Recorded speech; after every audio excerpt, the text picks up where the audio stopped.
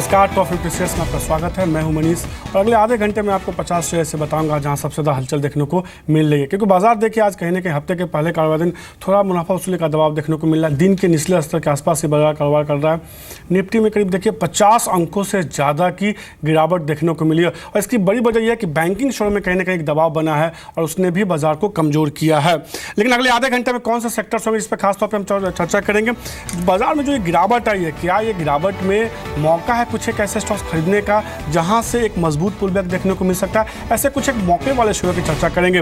कुछ एक ऐसे स्टॉक्स देखिए जो इस गिरते हुए बाजार में थी बड़ी रैली दिखा रहे हैं, यानी कि छोटे खिलाड़ी हैं, बड़ा मूव कर रहे हैं। जेम्स एंड ज्वेलरी शेयरों में मजबूती है, यानी कहीं ना कहीं त्योहारी सीजन का असर देखने को मिल रहा है। आज आपको कुछ एक ऐसे स्टॉक्स बताएंगे जिसमें जोरदार तेजी है लेकिन उस पर चर्चा बेहद कम हुई है और ये ऐसे स्टॉक्स हो सकते हैं जो हिडन जेम्स हो सकता है इन शेयरों में सेकेंड हाफ में एक अच्छी मजबूती देखने को मिले। इसके अलावा मिड डे जैकपॉट शेयर बताएंगे और कुछ एक ऐसे शेयर बताएंगे जो थोड़ा हटके है, चर्चा जिस पे कम होती है और उम्मीद है कि इन शेयरों में आज सेकंड हाफ में एक अच्छी मजबूती देखने को मिल सकती है। लेकिन बाजार पे आज कहीं ना कहीं दबाव जो है थोड़ा बैंकिंग शेयरों पे की वजह से आया है। तो सबसे पहले बैंक निफ्टी देखिए, वो कहीं ना कहीं दिन के निचले स्तर के आसपास कारोबार कर रहा है। करीब 1% से ज़्यादा की गिरावट देखने को मिली।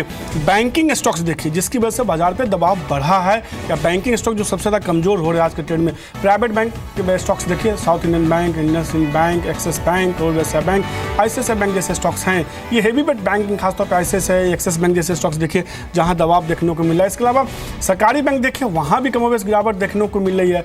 आईओबी, एसबीआई जैसे स्टॉक्स है जहाँ गिरावट देखने को मिल रही है। हालांकि पीएनबी जैसे सरकारी बैंक ऐसे हैं जहाँ थोड़ी हल्की मजबूती है आज के ट्रेड में।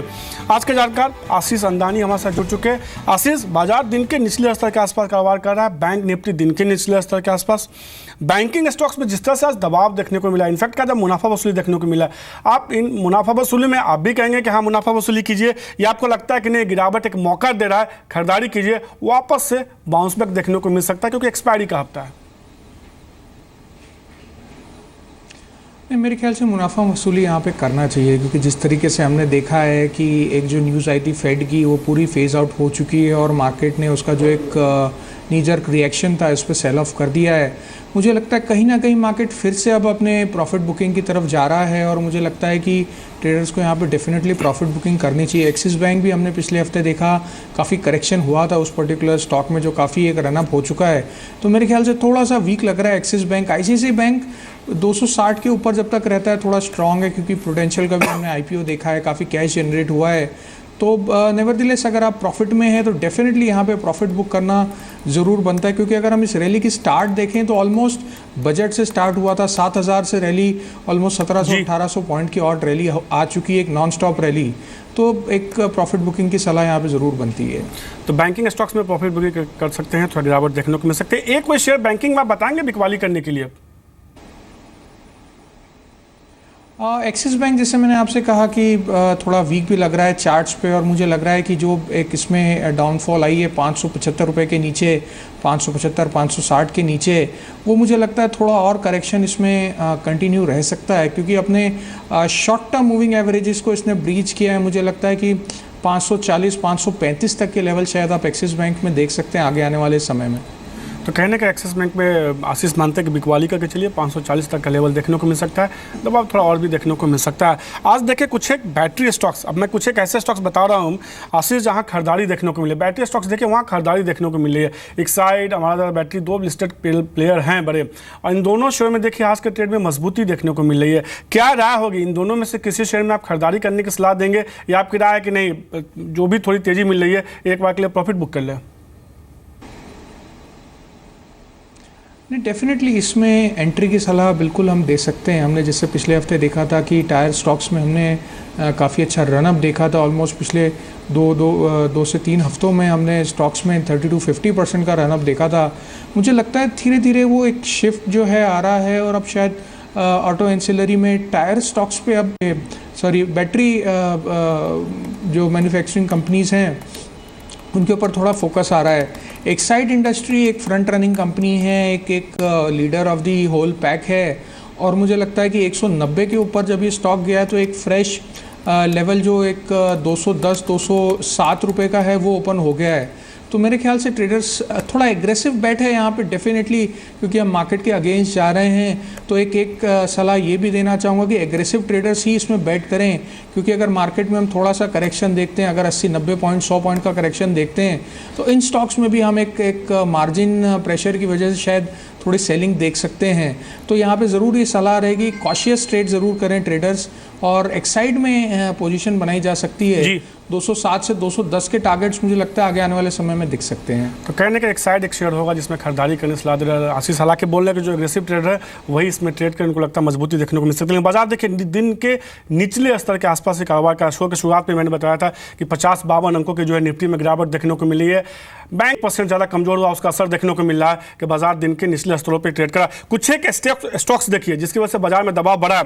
ICICI बैंक दिन के निचले स्तर पर, भारतीय एयरटेल, हीरो मोटरकॉर्प, BHEL, ये कुछ एक ऐसे निफ्टी 50 के स्टॉक्स। ICICI बैंक दिन के निचले स्तर के आसपास कारोबार कर रहा है। भारतीय एयरटेल देखिए, हीरो मोटरकॉर्प, इसमें भी गिरावट बढ़ती हुई करीब 2% के आसपास गिरावट। BHEL दिन के निचले स्तर के आसपास। कैपिटल गुड्स स्टॉक्स में आज के ट्रेड में दबाव देखने को मिला। ITC देखिए, FMCG में कहीं ना कहीं दबाव देखने को मिला। इसके अलावा टाटा मोटर्स, HDFC, ये कुछ एक ऐसे हेवी वेट स्टॉक्स हैं जिसकी वजह से आज बाजार में गिरावट देखने को मिली है। और ये वो तमाम शेयर हैं जो अब दिन के निचले स्तर के आसपास ही ट्रेड कर। इसके अलावा सीमेंट में आज देखिए जोरदार बिकवाली देखने को मिली। ACC, अंबुजा जैसे स्टॉक्स है जहां काफ़ी ज़्यादा गिरावट देखने को मिले। ACC और अंबुजा ये दोनों शेयर भी जो है दिन के निचले स्तर के आसपास ही ट्रेड कर रहा है। जिस तरह से हमने देखा है आज के ट्रेड में खासतौर पे आशीष कि सीमेंट स्टॉक्स में दबाव देखने को मिला। ACC देखिए, अंबुजा देखिए, India cement, Shri cement, UltraTech cement, जो लार्ज कैप सीमेंट स्टॉक्स है वहां दबाव देखने को मिल रहा है। क्या राय होगी आपकी लार्ज कैप सीमेंट पे? हाँ, डेफिनेटली हमने सीमेंट स्टॉक्स में एक रनअप ज़रूर देखा था, बट पिछले कुछ समय से हर रैली पे हमने एक फॉल देखा है सीमेंट स्टॉक्स में। मुझे लगता है यहाँ पे थोड़ा सा एक कॉशियस अप्रोच ज़रूर ट्रेडर्स को रखना चाहिए, और यहाँ पे अगर कहीं प्रॉफिट मिल रहा है तो डेफिनेटली बुक करना चाहिए ट्रेडर्स को प्रॉफिट। तो मेरे ख्याल से यहाँ पे भी एक प्रॉफिट बुकिंग की सलाह डेफिनेटली रहेगी, क्योंकि मार्केट अपने आप में वीक है। तो मुझे लगता है जो एग्रेसिव स्टॉक्स हैं, जो हाई बीटा स्टॉक्स हैं जिसमें काफ़ी रनअप आ चुका है, उनमें थोड़ा कहीं ना कहीं करेक्शन देखने के लिए मिल सकता है। आप ACC की बात करें, ग्रासिम की बात करें, इंडिया सीमेंट की बात करें, तो मुझे लगता है थोड़ा करेक्शन देखने के लिए इन स्टॉक्स में भी मिल सकता है। तो अगर आप प्रॉफिट में बैठे हुए हैं तो डेफिनेटली प्रॉफिट बुक करना चाहिए, क्योंकि पिछले ऑलमोस्ट 14 से 15 दिनों में इन स्टॉक्स में काफ़ी हमने एक कंसोलिडेशन फेज देखा है। आप किसी भी स्टॉक की बात करें तो मुझे लगता है कंसोलिडेशन फेज नीचे की तरफ शायद ब्रेकडाउन हो सकता है अगर निफ्टी यहाँ से और नीचे जाता है तो सीधे तौर पे आशीष मानते हुए कि सीमेंट स्टॉक्स में अगर थोड़ी मुनाफा वसूली आई है तो आप जो है सीमेंट स्टॉक्स में एक बार के लिए मुनाफा वसूली कीजिए और एक बार के लिए निकलने की सलाह होगी कि लोअर लेवल से इन तमाम शेयर में एक अच्छी रिकवरी देखने को मिली है। लेकिन अब बात करते हैं आज के मिड डे जैकपॉट शेयर की।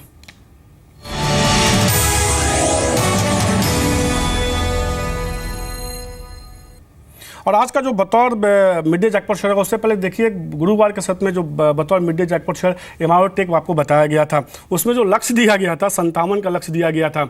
उस दिन शेयर में 8% की तेजी, शुक्रवार को शेयर में 20% का अपर सर्किट और आज शेयर में देखिए करीब 18% की मजबूती देखने को मिली है। यानी कि 3 दिनों में रिकमेंडेशन के बाद से शेयर में करीब 45% तक का उछाल देखने को मिला। 57 का लक्ष्य काफ़ी पीछे छूट चुका है। उसके बाद उस लक्ष्य के बाद भी शेयर में देखिए करीब 25-30% तक की मजबूती देखने को मिली है। बीते हफ्ते एक और शेयर बताया गया था जोशील, एक अच्छे मोमेंटम में है। आज भी शेयर देखिए एक अच्छी बाजार में गिरावट, फिर भी शेयर जो है दिन के ऊपरी स्तर के आसपास ही कारोबार कर रहा है। करीब 3% मजबूती के साथ ये शेयर कारोबार कर रहा है। आज केमिकल सेक्टर से जुड़ी एक और कंपनी होगी जिसको बतौर मिड डे जैकपॉट चुना गया है। IBP लिमिटेड होगा, जिसमें कि लगता है कि यहाँ से एक अच्छी मजबूती देखने को मिलेगी। बाजार में उन शेयरों में खासतौर पे एक बड़ी रैली देखने को मिली है जो शेयर या तो ऑल टाइम हाई के बेहद करीब कारोबार कर रहे हैं और जिनके नंबर्स बेहतर देखने को मिले हैं। इन दोनों पैमानों पे IBP लिमिटेड जो है खड़े उतरती है। देखिए कंपनी जो है केमिकल और फाइनरीज बनाने के कारोबार से जुड़ी हुई है। प्रमोटर करीब अच्छी खासी हिस्सेदारी, करीब 70% के आसपास की जो है कंपनी में प्रमोटर की हिस्सेदारी है। पहले ये कंपनी टाटा ग्रुप से जुड़ी हुई थी, बाद में इसको अलियांस ग्रुप ने खरीदा था। अब इस कंपनी के नतीजे देखिए पहली तिमाही के नतीजे बेहतर देखने को मिला। अगर तिमाही दर तिमाही देखेंगे तो प्रॉफिट में करीब 76% का जंप देखने को मिला है और इनकम की बात करें तो उसमें करीब 5% की बढ़ोतरी देखने को मिली है। प्रॉफिट बड़ा जो बढ़ा है इसका, उसमें एक बड़ी वजह यह है कि कंपनी ने अपने खर्च में कमी की है, साथ ही कंपनी को इस तिमाही में जो है कर्ज पे कुछ भी खर्च नहीं करना पड़ा है। अब तकनीकी तौर पे देखिए शेयर में क्या यहाँ से लग रहा है कि तेजी क्यों देखने को मिल सकती है। इसका ऑल टाइम हाई जो है 139 के आसपास का है, और जिस तरह से शेयर में मोमेंटम देखने को मिल रहा है, क्योंकि बीते कई दिनों से शेयर में देखिए एक वॉल्यूम बेस्ड खरीदारी देखने को मिल रही, खासतौर पर नतीजों के बाद, क्योंकि 8 दिनों का अगर एवरेज देखेंगे तो करीब 57% तक की डिलीवरी बेस्ड बाइंग देखने को मिली है। तो उसमें लगता है कि शेयर जो है जल्दी अपने ऑल टाइम हाई 139 को पार कर सकता है। जो इसका लक्ष्य निकल के आ रहा है 153 के आसपास का निकल रहा है। स्टॉप लॉस चाहें तो आप अपने खरीद भाव से 2 या 3% नीचे रिवाइज करके लगा सकते हैं, क्योंकि अब शेयर दिन के ऊपरी स्तर के आसपास कारोबार कर रहा है। आशीष, क्या राय होगी आपकी इस पे? नहीं, डेफिनेटली 155-160 तक के लेवल्स आप आराम से इस पर्टिकुलर स्टॉक में देख सकते हैं। जिस तरीके का मोमेंटम है, फंडामेंटल्स भी काफ़ी अच्छे हैं इस पर्टिकुलर स्टॉक के, तो डेफिनेटली ट्रेडर्स को यहाँ पे बैट ज़रूर करना चाहिए। और अगर कॉन्ट्रा स्टॉक है, गिरते हुए मार्केट में आपको अगर तेज़ी मिल रही है इस पर्टिकुलर स्टॉक में, जो मुझे लगता है कि थोड़ी सी ये ट्रेंड और समय तक कंटिन्यू रहेगी, तो डेफिनेटली जो एक एग्रेसिव ट्रेडर है, जो इंट्राडे ट्रेडर है और प्रॉपर स्टॉप लॉस के साथ अगर काम करता है, तो डेफिनेटली इसमें बैट करना चाहिए। निश्चित रूप से तो आईवीपी लिमिटेड में उनको लगता है अच्छी मजबूती देखने को मिल सकती हो, तेजी देखने को मिल सकती हो। इसके अलावा कुछ एक और स्टॉक्स देखिए जहां पे आज के ट्रेड में मजबूती देखने को, इंटरेस्टिंग प्ले थोड़ी देर पर आके आशीष साहब से चर्चा हुई थी कि आपने कहा था लार्ज कैप सीमेंट स्टॉक्स में मुनाफा वसूली कीजिए एक बार, लेकिन छोटे मॉड्यूलर सीमेंट स्टॉक्स का पैक देखिए, वहाँ खरीदारी देखने को मिल रही है। Rare industries, Orient Cement, Birla Corp, OCL India, Kakatiya cement, ये वैसे छोटे मॉड्यूलर सीमेंट स्टॉक्स है जहाँ पे आज के ट्रेड में मजबूती देखने को मिल रही है। आपकी क्या राय होगी इस पर? नहीं, मेरे ख्याल से यहाँ पे हम थोड़ा सा एक सेक्टर के अंदर ही चर्निंग देख रहे हैं, बट इसमें ज़्यादा मेरे ख्याल से एग्रेसिव बेट लेना अभी यहाँ पे सलाह नहीं रहेगी, क्योंकि जब भी सीमेंट में एक करेक्शन आता है या एक रैली भी आती है, तो पहले फ्रंट लाइन में रैली आती है, उसके बाद स्मॉल कैप मिड कैप में रैली आती है। तो स्मॉल कैप मिड कैप जो है वो थोड़े से लेगार्ड के रूप में वर्क करते हैं, और अगर करेक्शन भी आता है तो इसी तरीके से आता है। तो मुझे लग रहा है कि अगर यहाँ पर करेक्शन हाई कैप में आ रहा है, तो कहीं ना कहीं ट्रेडर जो हैं एक पॉकेट ढूंढ रहे हैं जो थोड़ा चीप पॉकेट है इस पर्टिकुलर सेक्टर में, जो कि स्मॉल कैप मिड कैप है। बट लॉन्ग टर्म के हिसाब से या पोजिशनल बेसिस के हिसाब से अगर किसी ट्रेडर को बैट लेना है, तो यहाँ पे थोड़ा सा रिस्की हो जाएगा कि अगर आप लॉन्ग बैट लें, क्योंकि जब किसी सेक्टर के लीडर्स जो हैं वो करेक्ट करते हैं, तो जो स्मॉल कैप मिड कैप है उसमें करेक्शन आने में ज़्यादा देर नहीं लगती है। तो मेरे ख्याल से यहाँ पे थोड़ा सा रिस्की ज़रूर रहेगा अगर किसी को यहाँ पे बैट लेना है। ऑल्दो सेलेक्टिव बैट्स ज़रूर देखी जा सकती है, बट मेरे ख्याल से तो यहाँ पे थोड़ा अवॉइड करना चाहिए इन पर्टिकुलर स्टॉक्स को, क्योंकि ये सिर्फ एक नीजर रिएक्शन है। क्योंकि आपके हाई कैप जो है काफ़ी ज़्यादा वैल्यूएशन पे आ गए हैं, तो थोड़ा चीप वैल्यूएशन कंपनी देख रही है, मार्केट्स देख रहे हैं, तो यहाँ पे मेरी अवॉइड करने की ही सलाह रहेगी अभी। तो सीधे तौर पर आशीष मानते हुए कि जो लार्ज कैप सीमेंट है वहाँ मुनाफा वसूली की, छोटे मुझे सीमेंट स्टॉक से फिलहाल वो दूर रहने की सलाह दे रहे हैं। लेकिन आज देखिए कई सारे केमिकल स्टॉक्स जहाँ पे मजबूती देखने को मिल रही है, Himadri chemical, Punjab chemical, Kanoria chemical, हर रोज़ हम देख रहे हैं कि 1-2 ऐसे केमिकल स्टॉक्स आते हैं जिसमें कि जोरदार तेजी देखने को मिलती है। HOCL में देखिए करीब 11% की मजबूती।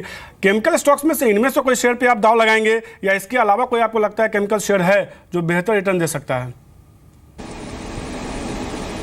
नहीं, आप केमिकल की अगर बात करें तो काफ़ी समय से हमने इस पर्टिकुलर सेक्टर में तेज़ी देखी है, और मेरे ख्याल से काफ़ी स्टॉक्स ऐसे हैं जो अभी भी थोड़ा अट्रैक्टिव लेवल पे हैं। पंजाब केमिकल एक बहुत अच्छा काउंटर दिखता है यहाँ पे। पंजाब केमिकल में भी ट्रेडर्स यहाँ पे बैट कर सकते हैं, और मुझे लगता है कि आगे आने वाले समय में थोड़ा और मोमेंटम इस पर्टिकुलर स्टॉक में देखने के लिए मिलेगा।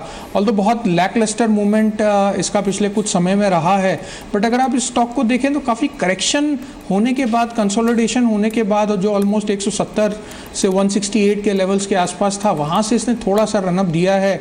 उसके बाद थोड़ा सा ब्रीदर लेने के बाद फिर ये स्टॉक ने थोड़ा बढ़ना स्टार्ट किया है। तो मेरे ख्याल से पंजाब केमिकल को एक ज़रूर देखा जा सकता है। बोडल केमिकल भी एक बहुत अच्छा स्टॉक है, बट काफ़ी रनअप इस पर्टिकुलर स्टॉक में हो चुका है। तो केमिकल में एक बहुत अच्छी स्टोरी प्ले हो रही है पिछले 1-2 क्वार्टर से, जो कि स्पेशलिटी केमिकल्स की बात करें, फ्रंटलाइन केमिकल्स की बात करें, इसमें कुछ फर्टिलाइज़र कंपनीज को भी मैं लूँगा, तो इन सेलेक्टिव पॉकेट्स में ज़रूर एक बैट बनाई जा सकती है। तो सीधे तौर पे पंजाब केमिकल एक शेयर होगा जो आशीष को पसंद, उनको लगता है इसमें मजबूती देखने को मिल सकती है। और सबसे बड़ी बात है कि सिंधु जल समझौते पर जो है सरकार की एक अहम बैठक शुरू हो गई है। दो स्टॉक्स देखिए जिसका असर बहुत ज़्यादा तो नहीं देखने को, पर असर थोड़ा देखने को मिलेगा। NHPC और सतलुज जल विद्युत निगम, ये दो ऐसे स्टॉक्स होंगे जिसका इसके बाद इस पर थोड़ा असर देखने को मिल सकता है।